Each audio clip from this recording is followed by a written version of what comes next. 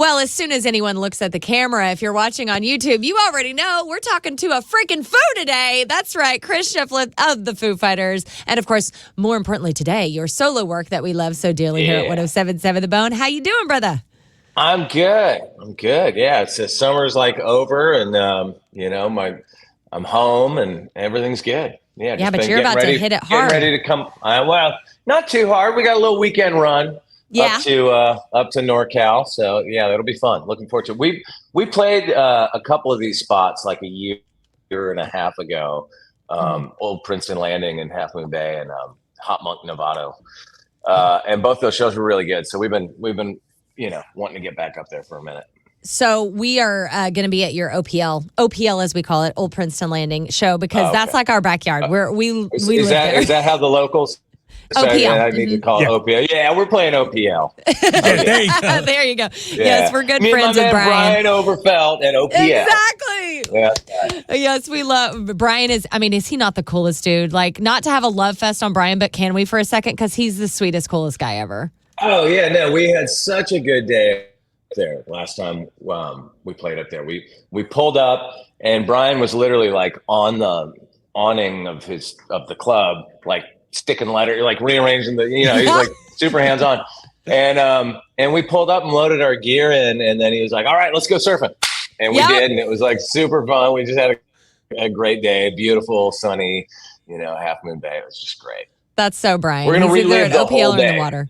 Yeah. Yeah, we're going to do the whole thing again. Yeah. That's great. And Brian always has the best rock stories. So we were hanging out with him, and Jacob Knoll was playing up there, and he started telling Jacob like stories about Sublime and his dad Bradley, and like Brian always has these cool stories. So I can only imagine the time you get with him, just a lot of the cool stuff he gets to share with you. Mm-hmm. Oh yeah, no, he's great. You don't meet too many. They're like, in the modern world of touring, when you come across a promoter, booker, whatever that really puts their back into it and is really like connected to their community in the way that dude is. It's special. He is a special dude. He has a special place. Yeah. We're so excited to see you there. So we have lots to get into today, but I kind of have to start with the obvious question, and I know you get this all the time, but why? Like you're such an incredible musician. And I love all of your solo work because I'm from Southern Oklahoma. So there's nothing I love more besides rock than, kind of a country folk rock, Americana singer-songwriter thing. Like, that's what I was raised on. That's my wheelhouse. So I love what you do. But let's be frank here. You're a freaking Foo. You could kick back and play Wembley Stadium, and you could do a little coasting. But you're like, no. I'm going to go to Half Moon Bay, and I'm going to play my stuff at OPL. So tell us, explain this. Why do you do it? I guess I'm a glutton for punishment. I don't know. That's fair. It is like this past year or so has been kind of nutty in that regard because Foos were super busy, obviously, with touring a lot and putting out a record and everything. And then sort of, you never plan these things to be this way, but in the middle of all that, I had made a new solo record like before we did all that, and was sort of figuring out how I was going to put it out and all that sort of stuff. So then that had to come out too. And so I've been doing a lot of like solo stuff kind of along the way.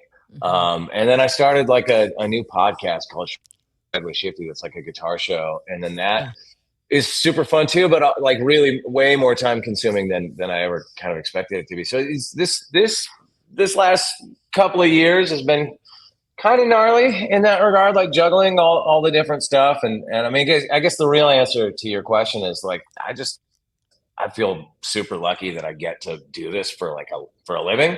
And it's kind of like that's really all I ever wanted to do. So in those moments of time off, I like to keep playing, it really, my solo stuff stretches my guitar playing and everything in a totally different way than I do in Foos. And I always feel like when I'm doing a lot of both, they just, create creatively and just in terms of guitar playing, it just keeps everything kind of It moving. kind of rounds you out as a guitarist, I would assume, You're Yeah. kind of hitting every angle. Yeah. And also doing this podcast that I started where I learn other people's guitar solos is kind of the premise of the show. And that's been like really good for my guitar playing, I feel like too, or at least like really exposed at how much I still need to learn. You're never gonna, really learn.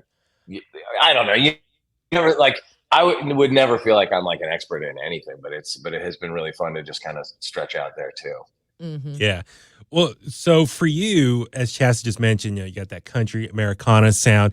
Chasta and I were lucky enough, we saw you play up at Bottle Rock. I think it was last year or the year before. A couple of times, actually. Yeah. I've done it a couple times. I played at the beginning of this summer. Yeah, that's right. Yeah. And so it was so much fun to watch you live and just rock out. But when you decided you want to do some solo stuff, how'd you decide to come with this genre to perform as your solo music?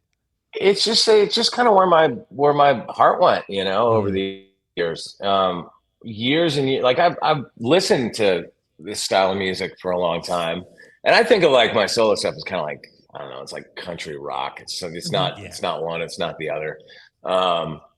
But I just, over the years, I got into when I was in No Use for a Name. The singer for No Use for a Name, Tony Sly, turned me on to all the like 90s alt country stuff. And that just sort of led me down. I always kind of liked old music and old records, and I loved like the old rockabilly and stuff like that. So it just kind of led me down that path. And somewhere along the way, I found Buck Owens and Merle Haggard and, all that stuff, and Waylon Jennings.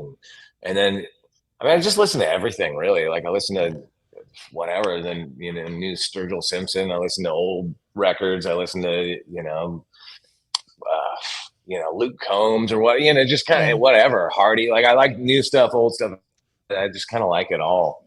And it's not really something you think about. It's just those are the songs that I write. So they are what you write, and it seems what speaks to you. I mean, you are a well-rounded individual, obviously, with rock and the Foos, but also punk, and then you've got your solo stuff that speaks to this. I just think it speaks to you as a complete individual with all the different aspects of music that you are attracted to. Like most people, it bugs me when people talk about our listeners that we call boneheads, when they think like.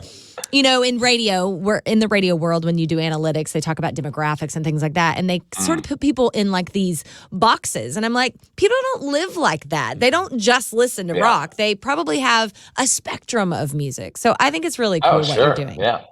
I think there's there's so much overlap. And I really learned that like through doing my solo stuff and going out and opening for other bands, even like a lot of like the musicians around Nashville and stuff. Yeah. Always give a lot of love to Foo Fighters and all the rock stuff. Like, most of us like musician people don't just listen to one thing. You listen to everything, Yeah. And I'll be honest, when I was a kid, I was really narrow in my taste. Like if you weren't into this one thing, then you were lame and whatever. And I feel like it took a minute for me to get over that. It wasn't until I was like probably like almost an adult that I kind of let that go, and then just this whole world opened up. Like you don't have to be so narrow-minded about it all. Yeah. You can listen to everything. I think that's part of trying to be the cool kid, isn't it? Like you're trying to listen to what you think is cool or what your friends are listening to, and then I think with maturity comes like that. You're able to kind of spread your wings a little bit and go, no, this really speaks to me. I'm very mature today. That's what you said. Yeah. We'll go with that. That's the word of the day. It's interesting. Like I've been like, I think about this a lot. Like when I'm sort of left to my own devices, if I'm going to go for a jog or something, I'm listening to music. It's almost always like the music I listened to when I was like 10 or 12. Isn't interesting? It's like I'm listening to I'm jogging, I'm listening to like UFO, and I'm listening to Wasp, and I'm listening to all that kind of stuff. It's like, you'd be shocked at how much I still listen to the records I had when I was a kid, I think we all do. Yeah. It's like comfort food, music comfort food, It's great. And if I'm on a drive, then I'm listening to something else. You got to keep that calm. That's very cool. But when you're jogging, you need something that hypes you up. Yeah. Oh God. Anything, just, I like to listen to whole records when I'm driving around. Mm-hmm. Yeah. Just put a record on and let it play. Yeah.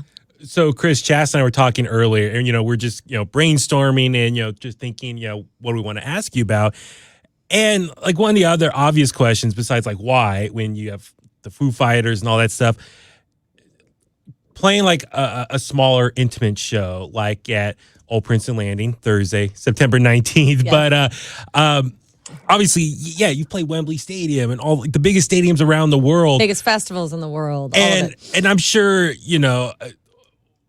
for everyone, they dream about playing those big stages, but like the little smaller intimate shows, what do you get out of that now at this point in your career? I'm guessing maybe kind of your punk rock roots and stuff. It's cool to see all the faces up close and just that more interaction. But from your perspective, what does it mean for you to play like an intimate show like that? I mean, it's way scarier for sure. Those big shows really just have a force about them. So there's like an energy to it that you're just kind of in the jet stream of when I'm out there doing my solo thing. First off, you're playing, like I always assume that like a lot of people in the room have never heard my songs. So there's that thing, people react very differently if it's a song they've been listening to for 20 years, as opposed to something they've never heard, even if they like it, it's like it's just a different kind of reaction. So it doesn't have that like sort of like emotional heft to it. I feel like you're just singing for your supper way more. And I love it. That's kind of the fun. I try to just make it fun and connect to whatever crowd you're in front of. And that's a big part of it too, is, instead of people being 50 feet away, people are like right there and you're looking. And they're talking at you between songs, and you're getting heckled, and it's just the whole thing. It's like a back and forth. Wow. I mean, how do you deal with? I'm sure because of the stature of yourself, and I'll speak for you so that you don't sound like a douchebag. Feel like I'm a rock star, but there are a lot of people that are just gonna come meet you and hear your music because you're a Foo. Do you have issue with boundaries? Like when you're out at places that are this small, do people try to like overstep? It's pretty rare. I mean, every now and again. That's good to hear. But like, the worst of it usually is like getting hot pitted for a selfie. You know what I mean? Yeah. I'm a little guy. I'm like 5'7". So when the big motherfucker comes in, sorry, you're gonna have to beep that. Comes up and hey, let's take a picture. I'm like, I got them. Then I got like a sweat stain on my shoulder. Sweat stain on. Okay, so funny story. When we see you out at OPL, okay. So Baby Huey is 6. Are you 6'6" or 6'5"? 6'4", 6'5" on a good day. He looks like he's 6'8". That's right. He did it. Right, he's huge, but he's gonna hit you right at the pit. So we'll make sure he's a very clean individual. He uses butt wipes and the whole thing. I'll reapply deodorant and. Okay, so Chris, full disclosure, we've been doing this thing called Summer of Huey. You're welcome, Summer of Huey, where I've been like, Chas has been helping me glow up on multiple things, and so. For years, I use Axe body spray, but now I've been like getting real cologne. Yeah. So I will smell good for you. He will. I appreciate that. Cologne. Yeah. Cologne it's weird with all you young folks using all your cologne. I got 3 kids that are like 16, 18, and 20. And like I never owned cologne. I don't own cologne now. Really? My kids are like you smell them coming from a body. They smell good. Yeah. But it's like the young generation, it's a cologne world that I'm not hip to. You're just coming in with the Shifty essence. He's like, I got my own thing. That should be his cologne, Shifty essence. Shifty essence. You need to get on that because that's some funny stuff right there. That's great. No, he'll be clean and smelling good for you. That at OPL on September 20th. That's right. Absolutely. That's so great. So going back to the writing thing, because we just covered a whole landscape of writing in different genres. What is your situation writing just by yourself? Like, do you wake up in the middle of the night with riffs or lyrics and you write them down? Do you sit down very studious-like and go, okay, this is my writing time? Or what does it look like for you? I mean, kind of all of the above. I can't tell you how many times I've gotten up out of bed and walked downstairs and grabbed my iPhone and made a little iPhone recording of an idea that you're like, well, I know if I just go to sleep, I'm never going to remember that morning. And half the time you listen back to that stuff and you're like, huh? Well, I don't even know what I'm thinking. Not sure what I was getting at. But then there's always also like a process of like sitting down and going back and going through all your little bits and pieces of ideas, and then kind of spending a little more time getting everything together, which I've been doing a bit of lately, because I feel like you can almost feel when you have to write a new record, and I feel like I'm at that point right about now. So I've been chipping away at some new song ideas. Hopefully we'll be able to get something going here before too long. I'm pretty much home for a while now. Not a lot of travel stuff. So I think like through the fall, I'm probably just gonna, I have a little studio, and I just go over there after my kids go to school and sit around for a couple hours and chip away at stuff. So, and then there's also like the great thing of writing with other people. Cause I feel like a lot of times I can get a song, 60-70% of the way there, but then you take that and work it out with another writer or two, and all of a sudden it just becomes this other thing, and it's always kind of better. Yeah. We've been talking about the idea. Baby Huey and I have done a lot of interviews recently, and the creativity keeps coming up. We talked with Jed from the Struts and Chris Cale from Five Finger Death Punch, and talking about the idea of creativity and ideas in general being its own entity. That sort of like it just floats around and it comes to you. Ideas come to you. And if you don't grab them, they typically will migrate elsewhere. So I'm sure you've had that moment. I think we all have, where we have this idea and we don't do anything with it. And all of a sudden, so-and-so does it. And you're like, I had that idea. Do you believe that that's how creativity works, that it is sort of passing through you? I know for me, and I'm sure it's different for everybody, but for me, if I'm not playing a lot, then I don't really come up with ideas. The more I play, even if I'm for me to find inspiration or whatever, is just to have my guitar in my hand and be picking. I mean, a lot of songs I've written over the years, it started just sitting on my couch watching soccer highlights or whatever, and all this, and you go, oh, that's kind of cool, and you got a little melody in your head, and then it kind of grows from there.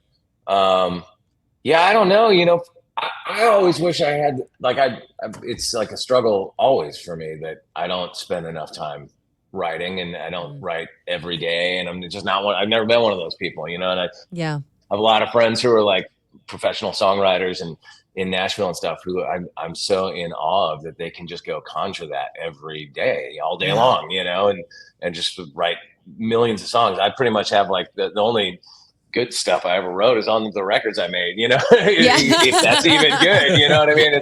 I wish I had 300 other ones just sitting there collecting dust, but I don't, you know what I mean? But I do think there's only so many hours in the day. And when I'm touring a lot, it sort of saps that part of me, a bit. And it's like, I want to come home and I want to hang out with my kids and my wife, and I want to go surf, and I want to just sometimes put your guitar down, and so you kind of got to have balance. But like I was saying, like you almost like feel it physically when you're like, I got all these little ideas percolating, I need to just make them into something. Because I think that's a really big part of songwriting that it took me a long time. I was kind of a late bloomer as a songwriter compared to a lot of my friends. I really didn't start writing songs until my later 20s, and I think I had no confidence. And like a big part of songwriting, or probably any writing, is sitting down and doing it. Yeah. You got to just do it and commit to it. And like, if a riff or a lyric or a melody or something kind of resonates with you, it might resonate with some other people, but you have to actually sit down and turn it into 3.5 minutes of something, so good. that has a verse and a chorus and says something, and, I spent a lot of years just like, oh, that'd be cool if I kind of did that, and then just never do it, Yeah, absolutely. You got to grab that idea while it floats above your head. Yeah.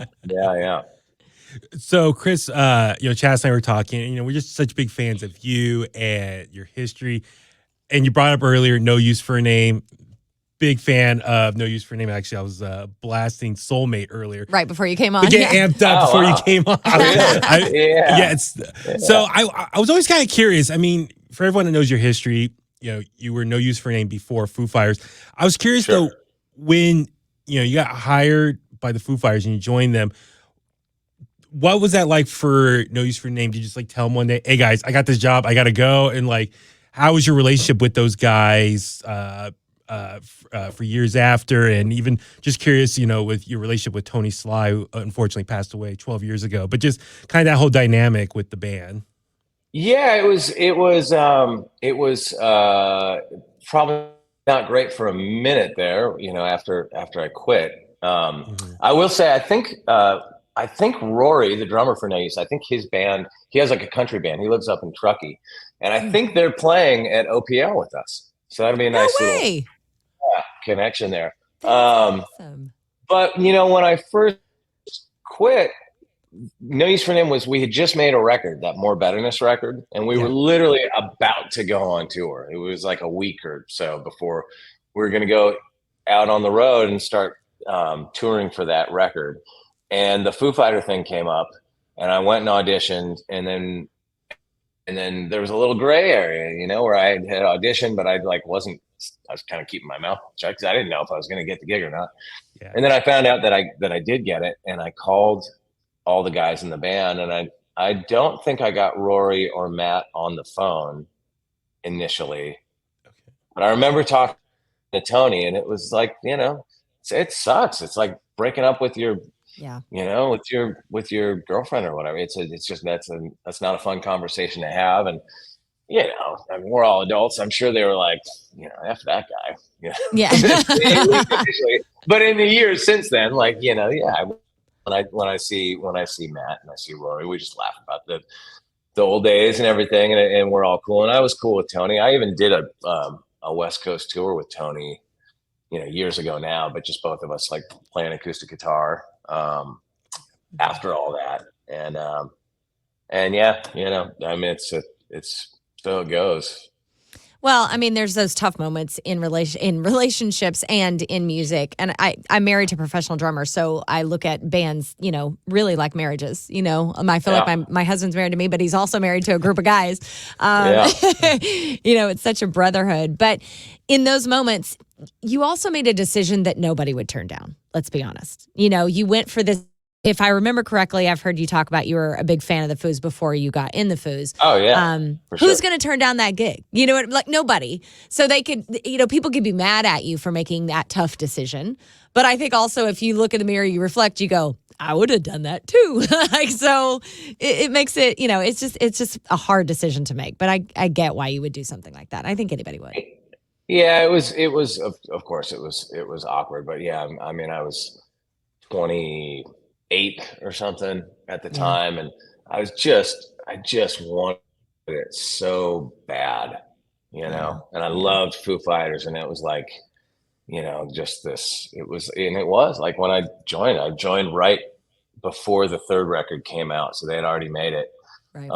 But I just jumped into this crazy world that I'd never experienced. I'd made records and toured, but I'd never done it like that, and it was wild. Well, you're jumping on kind of like a bullet train, like this fast moving crazy rock and roll machine. Because I mean, by the time you joined, they were like on the cover of magazines and things. I mean, this was not a small Foo. This was a big deal. So I can imagine the pressure, like there being a lot of pressure that comes along with something like that.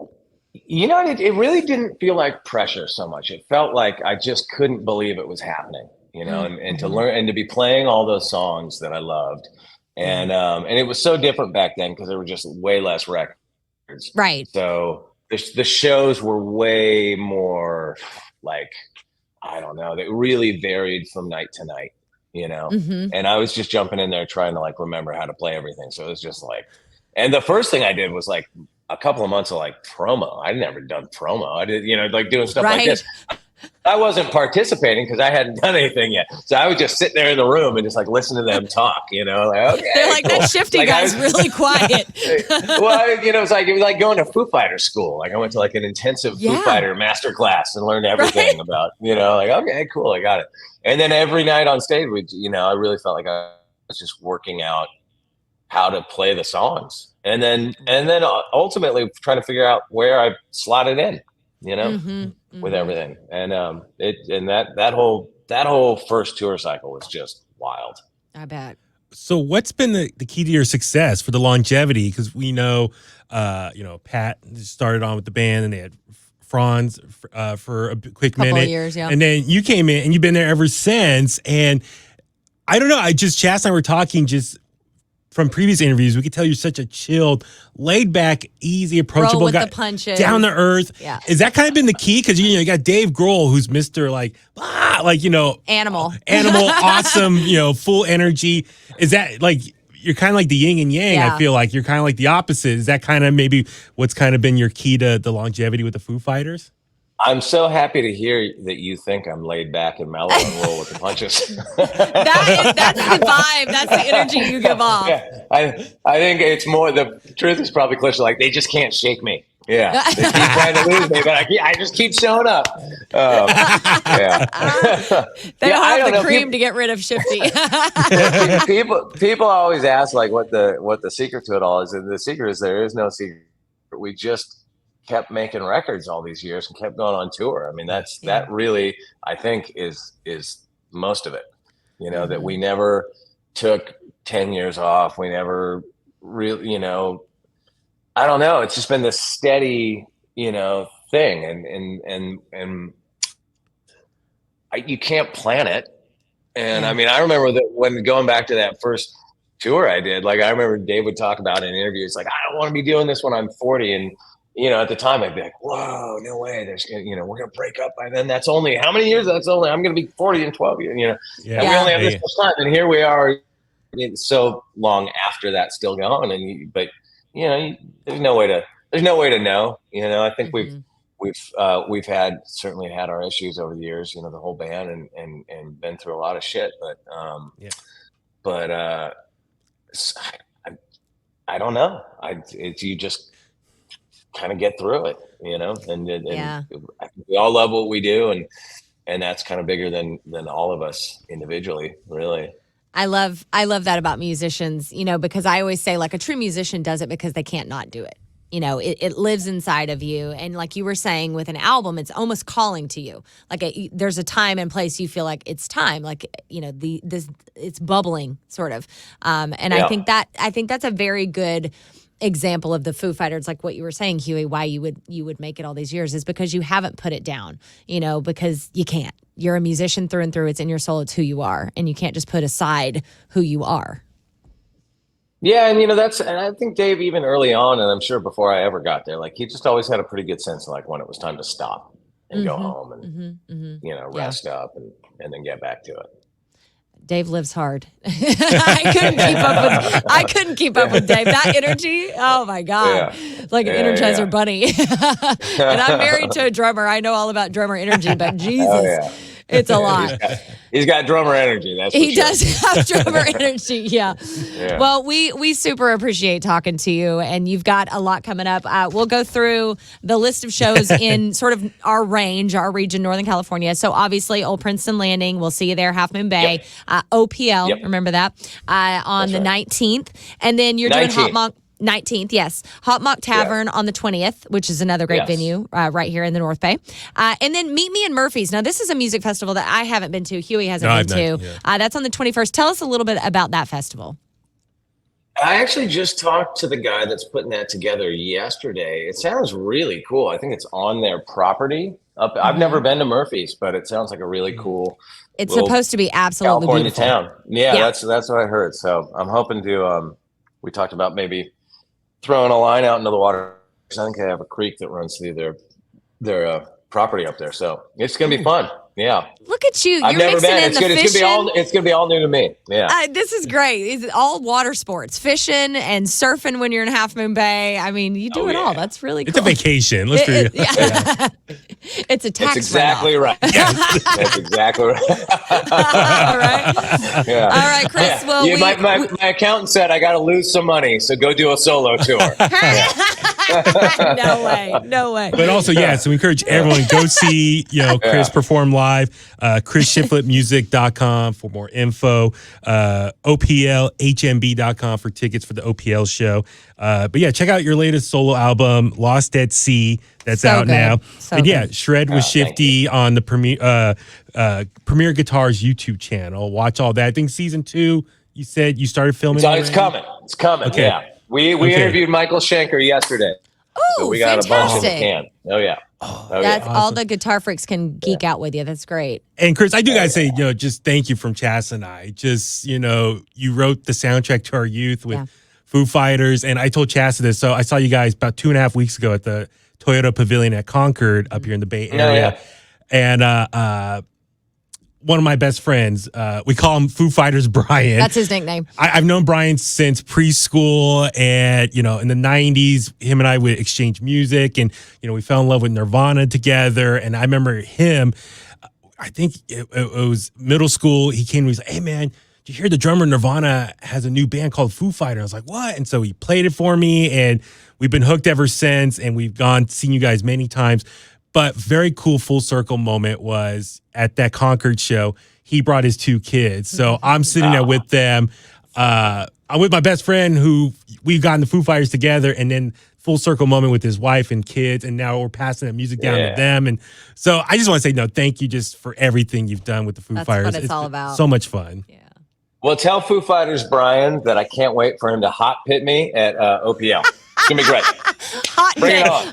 By the way, I've never heard the term hot pit, and I will be using that forevermore. That is some funny stuff. Because when we make listeners, it happens all the time, and you get like the sweat smudge, and you're like, and then you try to be classy and just kind of rub it off so that it don't make them feel bad. It's like, oh God.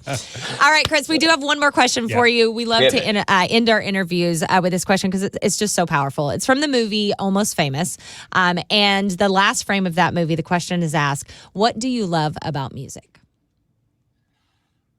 Ooh, what do I love about music? I have always felt like I hear it differently than most people because it hits me emotionally in a way that's physical. Yes. And it's been like that from as long as I can remember, from when I first heard, my dad playing like Stevie Wonder records or whatever, or my brothers playing the Stones and Elvis. It just hit me in a way that was physical. It just does something different. I mean, it probably does that for a lot of people, but it certainly does that for me. That feeling of like, I'm in a bad mood, I want to listen to this thing because it makes me want to break furniture, or I'm in a good mood and I want to, it's like how I organize my life is by what I'm listening to. I love that. And I do agree with you. It probably does hit people like that. I know I feel that way. I get the chills, or I get teary-eyed, or I get physically, riled up. But that's why we asked that question, because in all the years we've asked that question, we've never gotten that specific answer. So the way that music hits people is different for everyone, and it's magic. Yeah. Actually, this is the first. 100%. We have brother answers now. We do. We talked to your brother, yes. We asked your brother Scott really? same question at Aftershock. We have to go back and compare the Shifty ansers. Yeah. What does Scott say? I just want to say for the record, everything I did musically is that guy's fault. He's the one that led me astray all those years ago. Yeah. That's so cool. I love it. He's a great dude. We had a lot of fun with him at Aftershock. That's super cool. He was my greatest. I hit him up a lot to prepare for this Michael Schenker interview because he is I bet. the premier Michael Schenker fan on, in my world anyway. Oh, wow. So, yeah. That's I love that you have like your artistic musician brother. God, that's a lot of talent in one family, by the way. But I love that you have. We have an older brother too. He's the best one. We got an older brother. He's a guitar teacher. Yeah. Yeah. He's a guitar teacher. Him, then Scott, then me. Jesus. Yeah. Were your parents super into guitar and music and playing? Nope. Not at all. What? Not one bit. So it started with your oldest brother and just went to all. Wow. Yeah. That's lightning in a ball. That's the universe. It's just that was meant to be. All three. Yeah. Yeah. All three Shifletts. Totally. That's all right. Well, one day when you retire, all three Shiflett boys can have like a bluegrass or something to band together. 100%. Sign me up, man. I'm ready. I love it.